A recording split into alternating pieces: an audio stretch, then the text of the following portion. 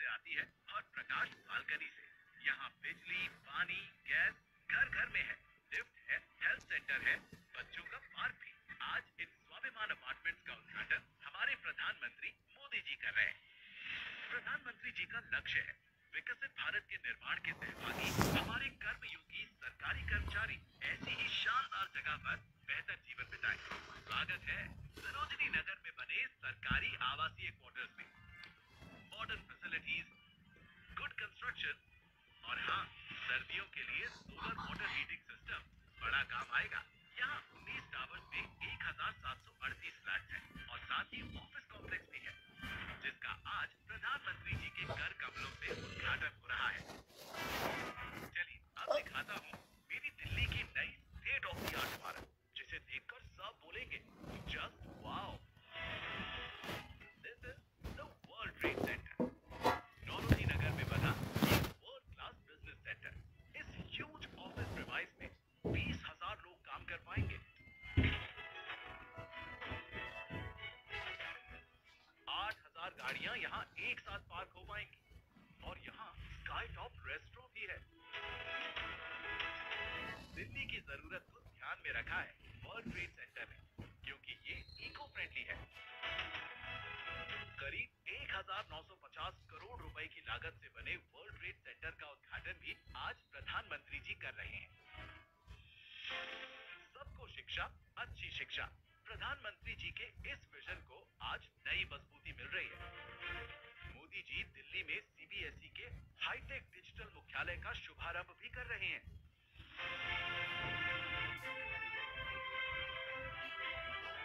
और साथ ही सूरजमल विहार में दिल्ली विश्वविद्यालय के नए लॉ फैकल्टी के ईस्ट कैंपस का शिलान्यास भी। ये विशाल कैंपस 15 एकड़ में फैला होगा। द्वारका स्थित दिल्ली विश्वविद्यालय के पश्चिमी कैंपस और रोशनपुरा परिसर में वीर सावरकर के नाम पर नए कॉलेज का शिलान्यास भी हमारे माननीय प्रधानमंत्री जी के द्वारा हो रहा है। एक ही दिन में कुल मिलाकर 4,500 करोड़ रुपए के ये काम हम दिल्ली वालों के नाम होने जा रहे हैं। दोस्तों, ये सभी कदम आने वाले समय में हमारी दिल्ली में शिक्षा, सुशासन और खुशियों के नए अवसर बनाएंगे और देंगे विकसित भारत के संकल्प को नई गति। बहुत बहुत बधाई आप सभी को इन परियोजनाओं के शिलान्यास और लोकार्पण के लिए, और आभार माननीय प्रधानमंत्री महोदय का। देवियों सज्जनों, आज जिन 1675 नए फ्लैट्स का लोकार्पण माननीय प्रधानमंत्री महोदय ने किया है, ऐसे स्वाभिमान अपार्टमेंट के सभी लाभार्थियों को आज ही अपने अपने घरों में गृह प्रवेश का सौभाग्य भी मिलेगा।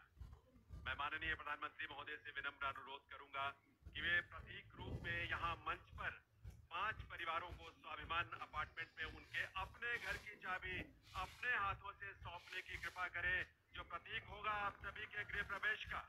और इस क्रम में सबसे पहले मैं आमंत्रित कर रहा हूँ जेलर वाला बाग जेजे क्लस्टर से शीला जी और बिलास जी को।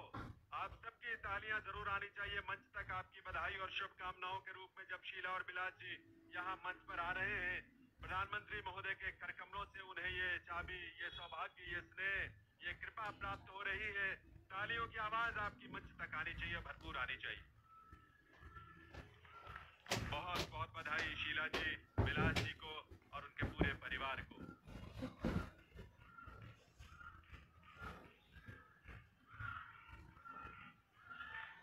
जेलर वाला बाग जेजे क्लस्टर से ही श्री मोहम्मद मंजूर शाह और श्रीमती अमीना बेगम को आमंत्रित करता हूँ प्रधानमंत्री महोदय के करकमलों से अपने घर की चाबी प्रतीक रूप में प्राप्त करने के लिए।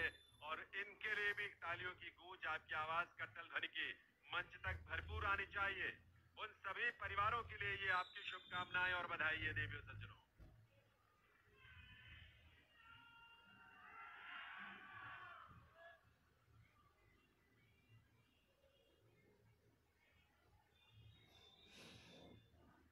और अब मैं आमंत्रित कर रहा हूँ गोल्डन पार्क जेजे क्लस्टर से तारावती जी और अशोक कुमार जी को कि वे मंच पर आकर प्रधानमंत्री महोदय से उनकी स्नेह से युक्त इस अवसर पर उनके करकमलों से अपने घर की चाबी वो प्राप्त करेंगे। चाबी का एक प्रतिरूप प्रधानमंत्री महोदय इन्हें दोनों को भेंट करेंगे। और तालियों की आवाज के साथ, कट्टल ध्वनि के साथ आप सबकी शुभकामनाएं भी तारा जी, तारावती जी और अशोक कुमार जी के लिए।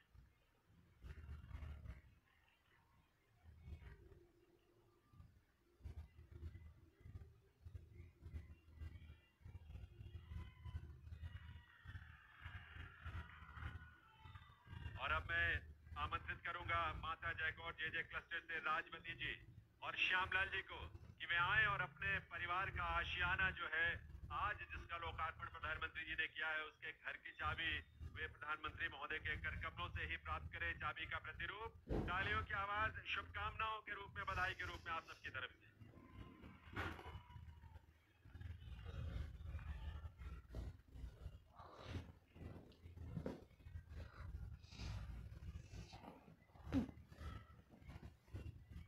और अब मैं आमंत्रित करूंगा गोल्डन पार्क जे क्लस्टर से रामचरण जी और शीलाबाई जी को कि वे भी मंच पर आकर इस अवसर पर सौभाग्य की इस घड़ी में प्रधानमंत्री महोदय के कर कमलों से अपने घर की चाबी, अपना आशियाना, अपनी छत, अपनी जमीन, ऐसे आशियाने की चाबी प्रधानमंत्री महोदय के कर कमलों से प्राप्त करेंगे।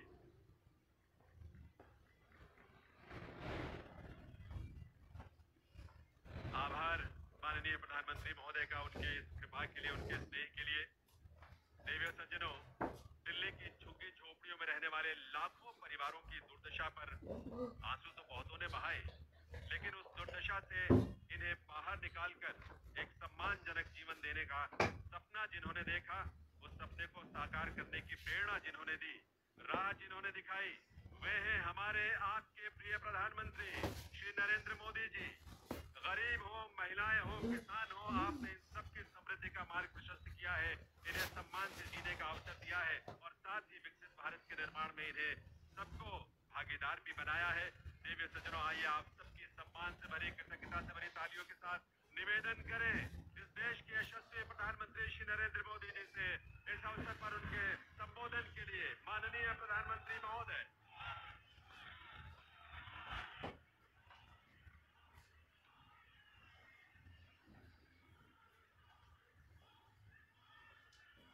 भारत माता की,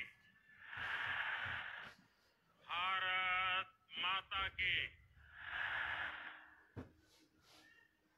केंद्रीय मंत्रिमंडल के मेरे सहयोगी मनोहर लाल जी, धर्मेंद्र प्रधान जी, तोखन साहू जी, डॉक्टर सुकांता मजूमदार जी, हर्ष मल्होत्रा जी, दिल्ली के उपराज्यपाल विनय कुमार सक्सेना जी, संसद में मेरे सभी साथीगण, विधायकगण और मेरे प्यारे भाई और बहनों, आप सभी को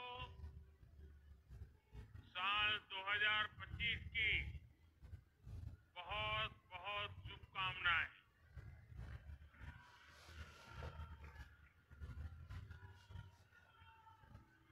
साल 2025 भारत के विकास के लिए अनेक नई संभावना लेकर आ रहा। दुनिया की तीसरी बड़ी आर्थिक ताकत बनने की तरफ हमारी यात्रा इस वर्ष और तेज होने वाली है। आज भारत दुनिया में राजनीतिक और आर्थिक स्थिरता का प्रतीक बना है। साल 2025 में भारत की ये भूमिका और सशक्त होगी। ये वर्ष विश्व में भारत की अंतर्राष्ट्रीय छवि को और सशक्त करने का वर्ष होगा। ये वर्ष भारत को दुनिया का बड़ा मैन्युफैक्चरिंग हब बनाने का वर्ष होगा। ये वर्ष युवाओं को नए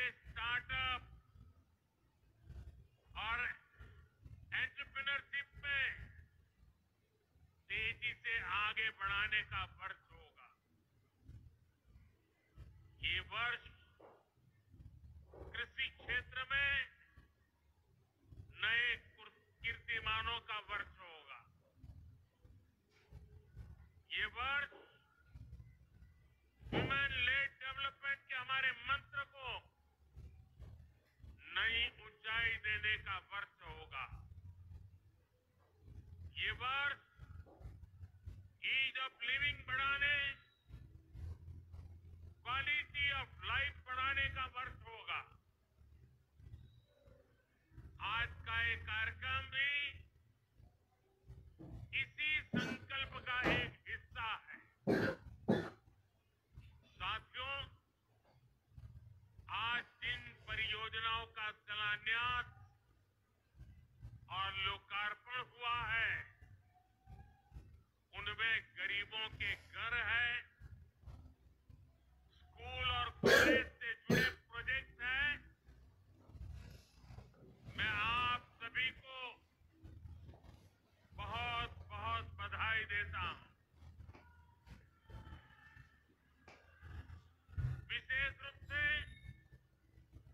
मैं उन साथियों को, उन माताओं बहनों को बधाई देता हूं जिनकी एक तरह से हम नई जिंदगी शुरू हो रही है। झुग्गी की जगह पक्का घर, किराए के घर की जगह अपना घर, ये नई शुरुआत ही तो है। जिनको ये घर मिले हैं, ये उनके स्वाभिमान का घर है, ये आत्मसम्मान का घर है, ये नई आशाओं, नए सपनों का घर है। मैं आप सभी की खुशियों में, आपके उत्सव का हिस्सा बनने ही आज यहां आया हूं। और आज जब यहां आया हूं तो काफी पुरानी यादें ताजा होना बहुत स्वाभाविक है। आप में से शायद कुछ लोगों को पता होगा, जब आपातकाल का समय था, देश इंदिरा गांधी के तानाशाही रवैये के खिलाफ लड़ाई लड़ रहा था। इमरजेंसी के खिलाफ एक लड़ाई चल रही थी।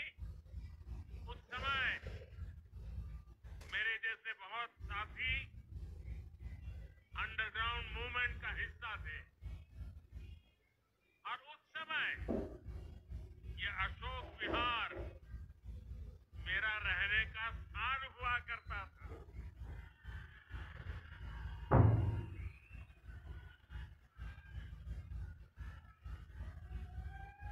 और इसलिए आज अशोक विहार में आते ही बहुत सारी पुरानी यादें ताजा होना बहुत स्वाभाविक है। साथियों, आज पूरा देश विकसित भारत के निर्माण में जुटा है। विकसित भारत में देश के हर नागरिक के पास पक्की छत हो, अच्छे घर हो, ये संकल्प लेकर हम काम कर रहे हैं। इस संकल्प की सिद्धि में दिल्ली का बहुत बड़ा रोल है। इसलिए भाजपा की केंद्र सरकार ने झुग्गियों की जगह पक्का घर बनाने का अभियान शुरू किया। 2 साल पहले भी मुझे कालकाजी एक्सटेंशन में झुग्गियों में रहने वाले भाई बहनों के लिए 3000 3000 से अधिक घरों के शुभारंभ का अवसर मिला। वो परिवार जिनके अनेक पीढ़ियां सिर्फ झुग्गियों में ही रही, जिनके सामने कोई उम्मीद नहीं थी, वे पहली बार पक्के घरों में पहुंच रहे हैं। तब मैंने कहा था, ये तो अभी शुरुआत है। आज यहां और 1500 घरों की चाबी लोगों को दी गई है। ये स्वाभिमान अपार्टमेंट गरीबों के स्वाभिमान को, उनकी गरिमा को बढ़ाने वाले हैं। थोड़ी देर पहले जब कुछ लाभार्थियों से मेरी बातचीत हुई, तो मैं यही एहसास उनके भीतर देख रहा था। मैं नया उत्साह, नई ऊर्जा अनुभव कर रहा था। और वहां मुझे कुछ बालक बालिकाओं से भी मिलने का मौका मिला। ऐसा लग रहा था कि वह स्वाभिमान अपार्टमेंट की ऊंचाई जो है ना, उससे भी ऊंचे उनके सपने में देख रहा था।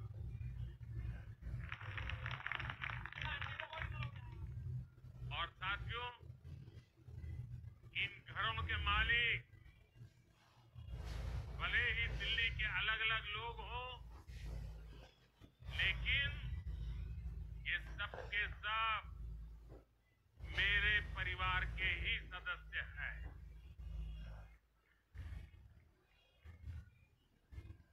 साथियों, देश भली भांति जानता है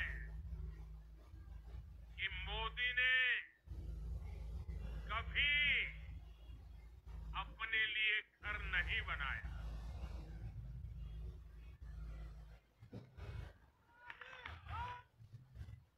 लेकिन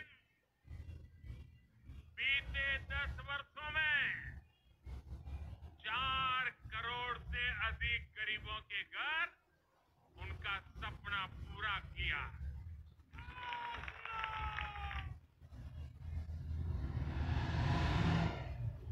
मैं भी कोई शीश महल बना सकता हूं,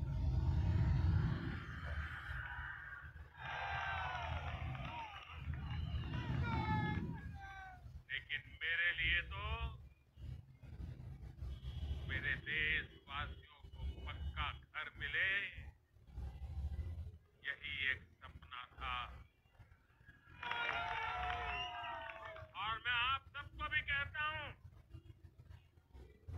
आप जब भी लोगों के बीच जाएं, लोगों को मिले, और अभी भी जो लोग झुग्गी झोपड़ी में रहते हैं, मेरी तरफ से उनको वादा करके आना, मेरे लिए तो आप ही मोदी है। वादा करके आना, आज नहीं तो कल उनके लिए पक्का घर बनेगा, उनको पक्का घर मिलेगा।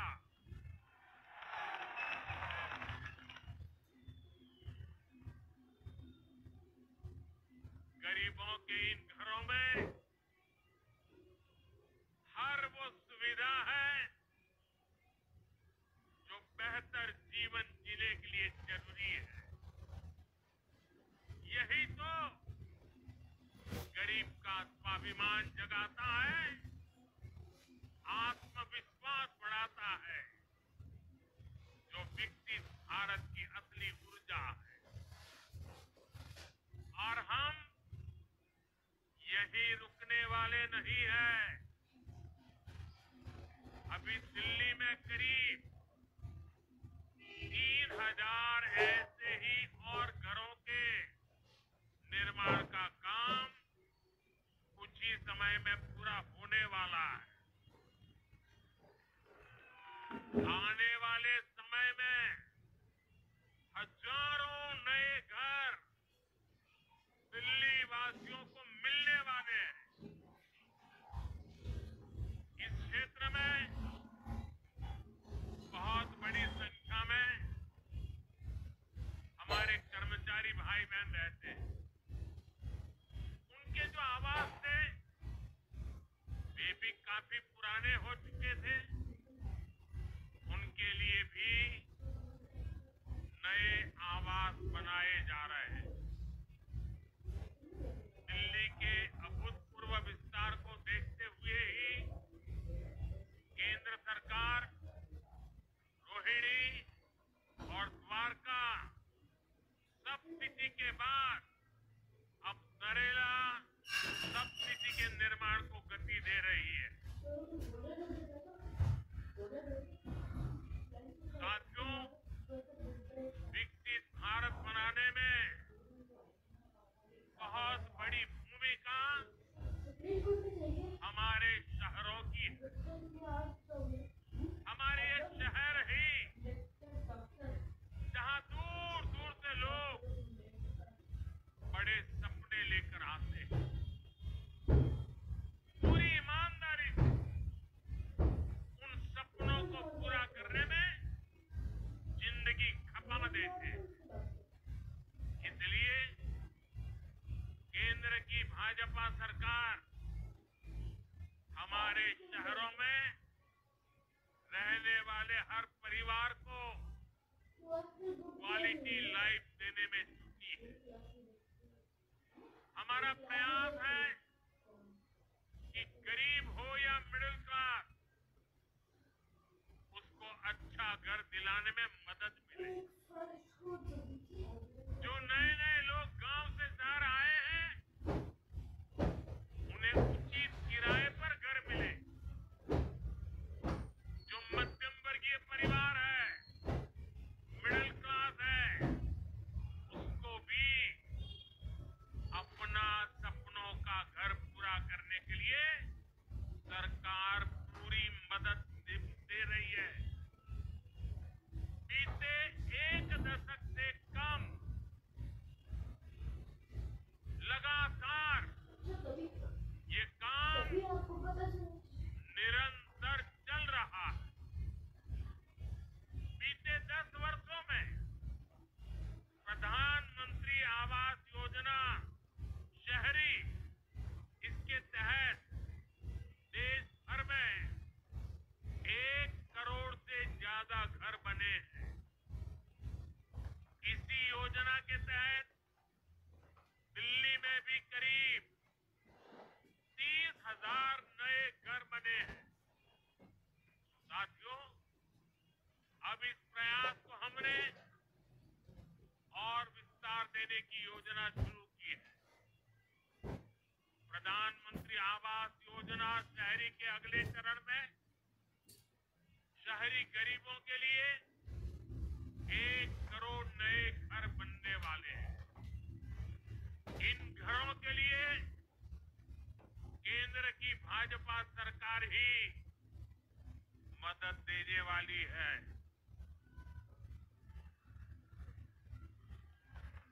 साल में जिनकी आय 9 लाख रुपए से कम है, उन परिवारों को इस योजना का विशेष फायदा होगा।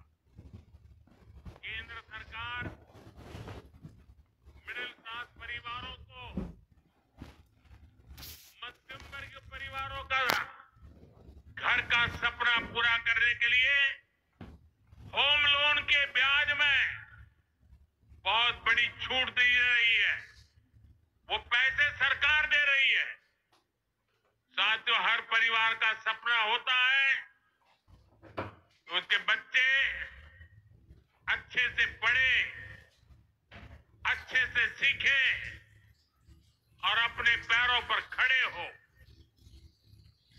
देश में अच्छे स्कूल कॉलेज हो, यूनिवर्सिटी हो, अच्छे प्रोफेशनल संस्थान हो, इस पर भाजपा सरकार द्वारा बहुत जोर दिया जा रहा है। हमें सिर्फ बच्चों को पढ़ाना ही नहीं है, बल्कि वर्तमान और भविष्य की जरूरतों के लिए नई पीढ़ी को तैयार भी करना है। नई नेशनल एजुकेशन पॉलिसी में इसी बात का ध्यान रखा गया है।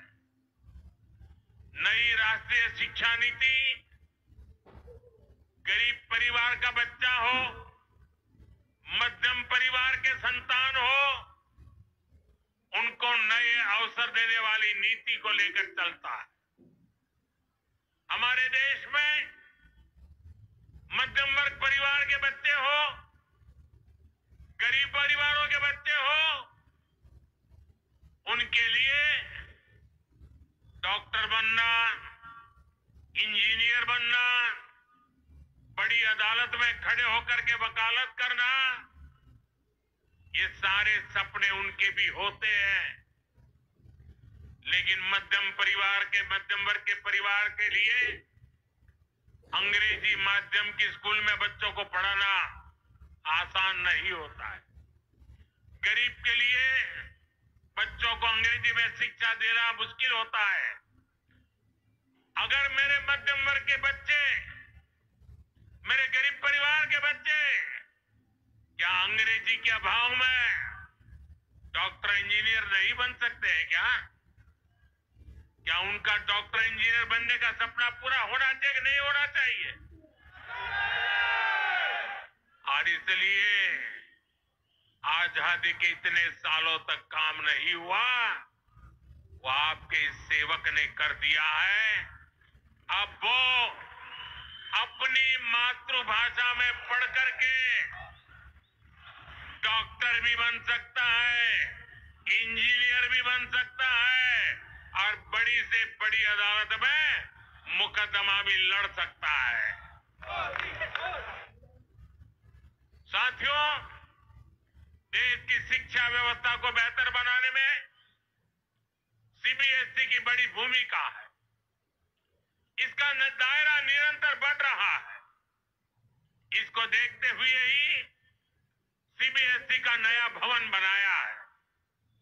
इससे आधुनिक शिक्षा का विस्तार करने में, परीक्षा के आधुनिक तौर तरीकों को अपनाने में मदद मिलेगी। साथियों, उच्च शिक्षा के मामले में दिल्ली यूनिवर्सिटी की प्रतिष्ठा भी लगातार मजबूत हो रही है और ये मेरा सौभाग्य है, मुझे भी दिल्ली यूनिवर्सिटी का विद्यार्थी रहने का सौभाग्य मिला। हमारा प्रयास है कि दिल्ली के युवाओं को यहीं पर उच्च शिक्षा के ज्यादा से ज्यादा अवसर मिले। आज जिन नए परिसरों का शिलान्यास किया गया है, इससे हर वर्ष सैकड़ों नए साथियों को डीयू में पढ़ाई का अवसर मिलेगा। डीयू के पूर्वी कैंपस और पश्चिमी कैंपस का इंतजार लंबे समय से हो रहा था। अब ये इंतजार खत्म होने जा रहा है। सूरजमल विहार में पूर्वी कैंपस और द्वारका में पश्चिमी कैंपस पर अब तेजी से काम होगा। वहीं नजफगढ़ में वीर सावरकर जी के नाम पर नया कॉलेज भी बनने जा रहा है। साथियों, एक तरफ दिल्ली में शिक्षा व्यवस्था के लिए केंद्र सरकार के प्रयास हैं, वहीं दूसरी तरफ यहां की राज्य सरकार का कोरा झूठ भी है। दिल्ली में जो लोग राज्य सरकार में पिछले 10 साल से उन्होंने यहां की स्कूली शिक्षा व्यवस्था को बहुत नुकसान पहुंचाया है। हालात ये है कि समग्र शिक्षा अभियान के तहत जो पैसे भारत सरकार ने दिए, ये दिल्ली में ऐसी सरकार बैठी है जिसको दिल्ली के बच्चों के भविष्य की परवाह नहीं है। जो पैसे शिक्षा के लिए भारत सरकार ने दिए, आधे पैसे भी पढ़ाई के लिए खर्च नहीं कर पाए लोग।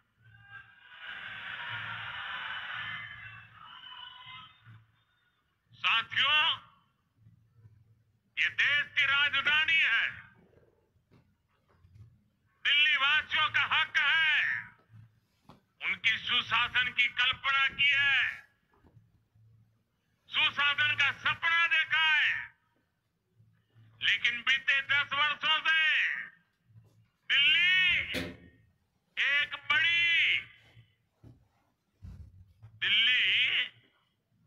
एक बड़ी आपदा से घिरी है। अन्ना हजारे जी को सामने करके कुछ कट्टर बेईमान लोगों ने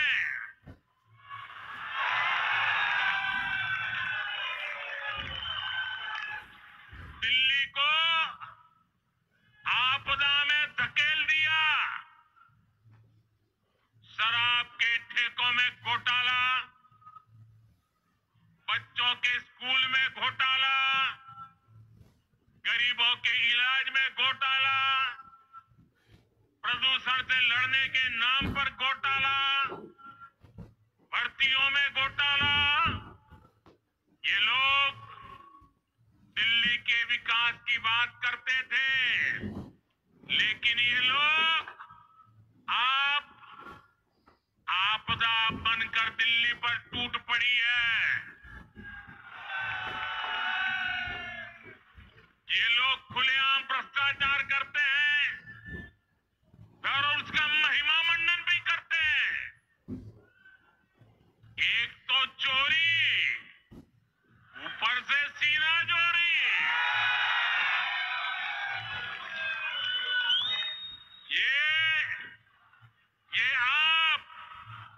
ये आपदा दिल्ली पर आई है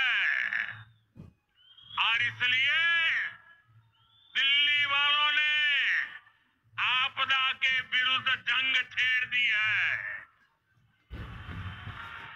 दिल्ली का वोटर दिल्ली को आपदा से मुक्त करने की ठान चुका है।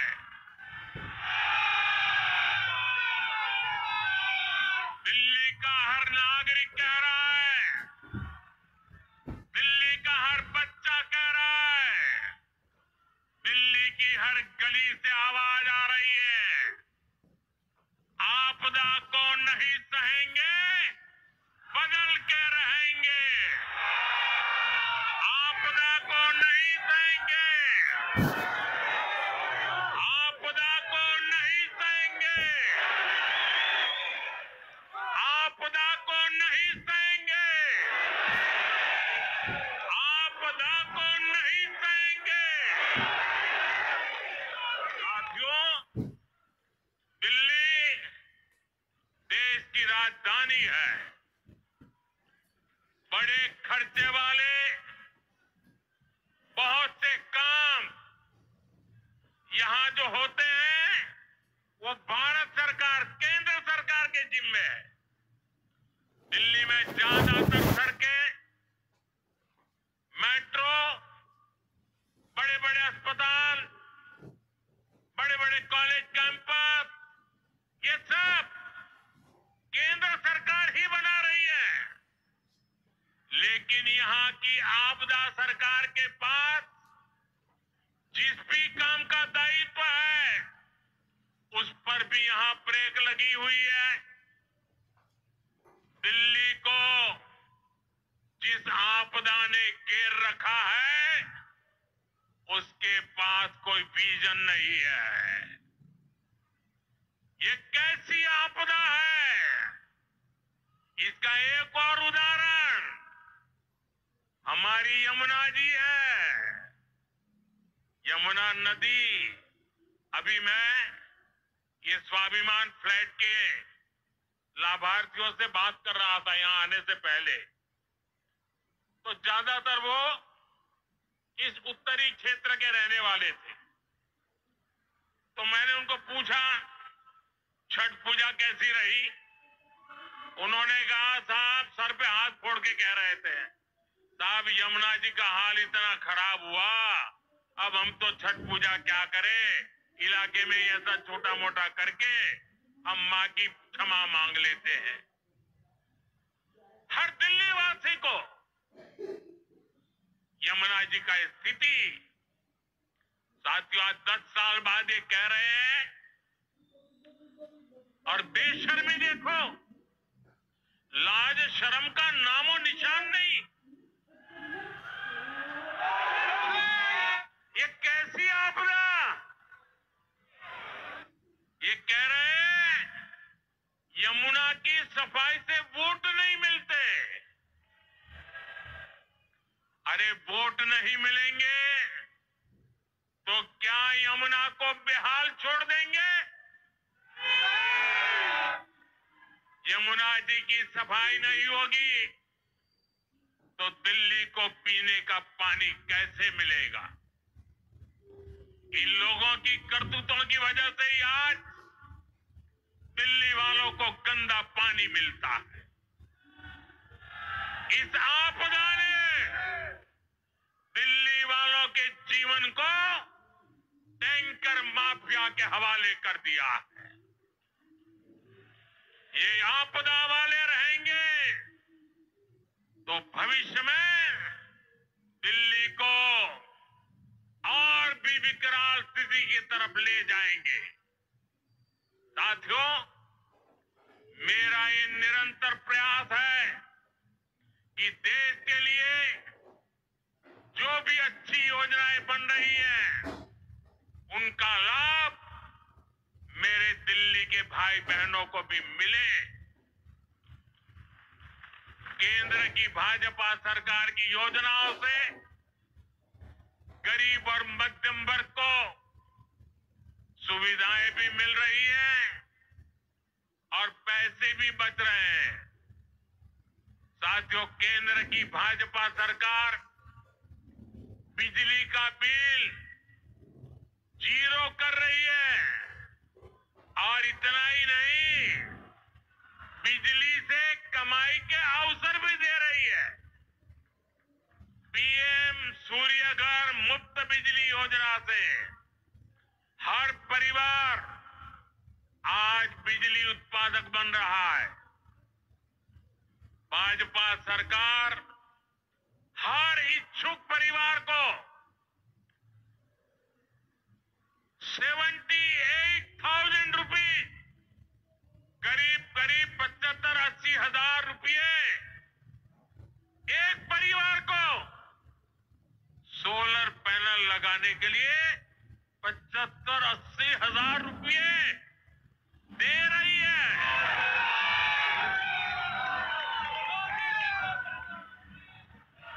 अभी तक देश भर में करीब 7.5 लाख घरों की छत पर पैनल लग चुके हैं। इससे जरूरत की बिजली मुफ्त मिलेगी और बची हुई बिजली का पैसा सरकार आपको देगी। मैं दिल्ली के लोगों को विश्वास दिलाता हूं, दिल्ली में भाजपा का मुख्यमंत्री बनते ही प्रधानमंत्री सूर्यघर मुफ्त बिजली योजना और तेजी से लागू की जाएगी।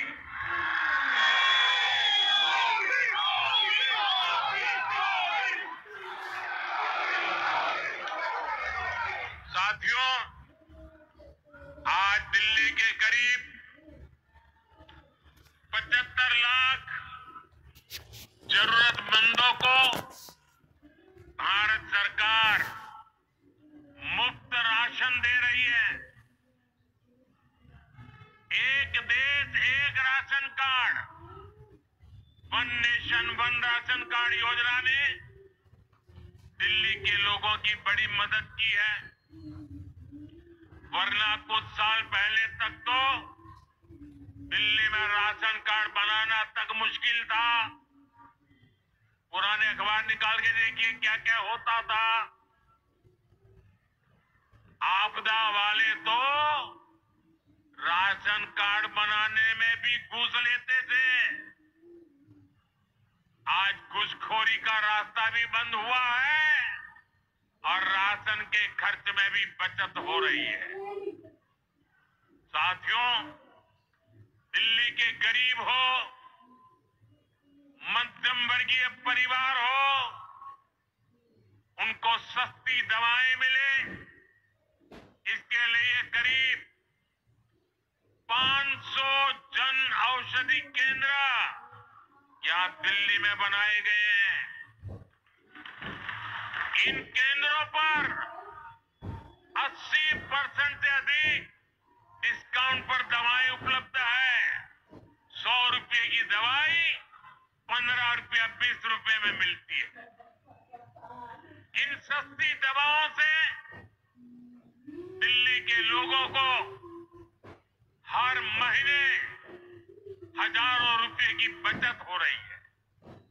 साथियों, मैं तो दिल्ली वालों को मुफ्त इलाज की सुविधा देने वाली आयुष्मान योजना का भी लाभ देना चाहता हूं। लेकिन आपदा सरकार को दिल्ली वालों से बड़ी दुश्मनी है।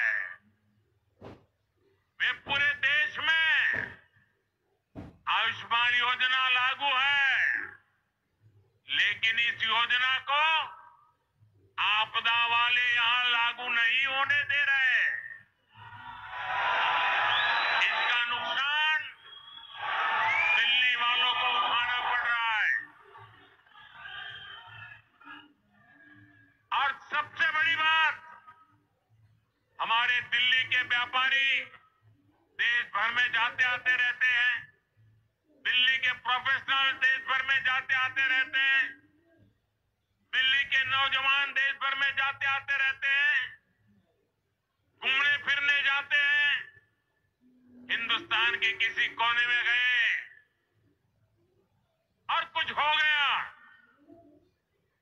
अगर आयुष्मान कार्ड होगा तो कार्ड वहां पर भी आपकी ट्रीटमेंट की गारंटी बन जाएगा। लेकिन ये लाभ दिल्ली को नहीं मिल रहा है, क्योंकि दिल्ली की आपदा सरकार आपको आयुष्मान से जोड़ नहीं रही है। और इसलिए हिंदुस्तान में कहीं गए, कुछ हो गया, ये मोदी चाहते हुए भी आपकी सेवा नहीं कर पाता है, ये आपदा के पाप के कारण। साथियों, भाजपा सरकार 70 साल की आयु के ऊपर के बुजुर्गों को भी आयुष्मान योजना के दायरे में ले आई है। किसी भी परिवार का 70 साल से ऊपर का व्यक्ति, अब उनके बच्चों को उसकी बीमारी की चिंता नहीं करनी पड़ेगी, ये आपका बेटा उनकी चिंता करेगा। लेकिन मुझे बड़े दुख के साथ कहना पड़ रहा है कि बेटा दिल्ली के बुजुर्गों की कितनी सेवा करना चाहे, लेकिन आपदा वालों ने दिल्ली के बुजुर्गों को उस सेवा से वंचित कर दिया है। फायदा नहीं ले पा रहे हैं। आपदा वालों का स्वार्थ, आपदा वालों की जीत, आपदा वालों का अहंकार आपके जीवन से वो ज्यादा बड़ा मानते हैं। साथियों, दिल्ली के लोगों के लिए भारत सरकार पूरी संवेदनशीलता से काम कर रही है। दिल्ली की अनेकों कॉलोनियों को रेगुलर करके भाजपा सरकार ने लाखों लोगों की चिंता दूर की है। लेकिन यहाँ की आपदा सरकार ने, यहाँ की राज्य सरकार ने उन्हें आपदा का शिकार बना डाला। भाजपा सरकार लोगों की मदद के लिए स्पेशल सिंगल विंडो कैंप चला रही है, लेकिन आपदा सरकार इन कॉलोनियों में पानी की, सीवर की सुविधाएं तक ठीक से नहीं दे रही है। इसके चलते लाखों दिल्ली वासियों को बहुत परेशानी हो रही है। घर बनाने में लाखों रुपए लगाने के बाद भी अगर सीवर ना हो, नालियां टूटी हो, गली में गंदा पानी बहता हो, तो दिल्ली के लोगों का दिल दुखना बहुत स्वाभाविक है। जो लोग दिल्ली के लोगों से विश्वासघात करके, झूठी कस्में खाके अपने लिए शीश महल बनवा लेते हैं, उनसे जब यह आपदा जाएगी और भाजपा आएगी तो इन सारी समस्याओं का समाधान भी किया जाएगा। साथियों, आपको याद रखना है, जहां जहां आपदा का दखल नहीं है वहां हर काम अच्छे से होता है। आपके सामने डीडीए दिल्ली डेवलपमेंट अथॉरिटी का उदाहरण है। डीडीए में आपदा का उतना दखल नहीं है।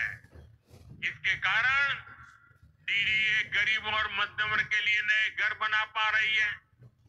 दिल्ली के हर घर तक पाइप से सस्ती गैस पहुंचाने का काम तेजी से चल रहा है। ये काम भी इसलिए हो पा रहा है क्योंकि इसमें भी आपदा की दखल नहीं है। दिल्ली में इतने सारे हाईवे बन रहे हैं, एक्सप्रेसवे बन रहे हैं, ये भी इसलिए बन पा रहा है क्योंकि इसमें आपदा की दखल नहीं है।